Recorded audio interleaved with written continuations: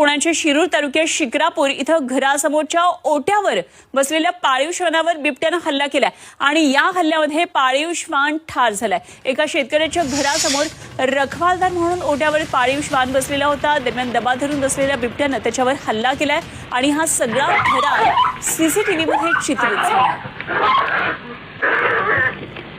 अत्यंत थरारक अशी दृश्य पहा, त्याचा अगदी घरापर्यंत असलेला हा मुक्त संचार शिरूरमधून समोर आलेला आहे।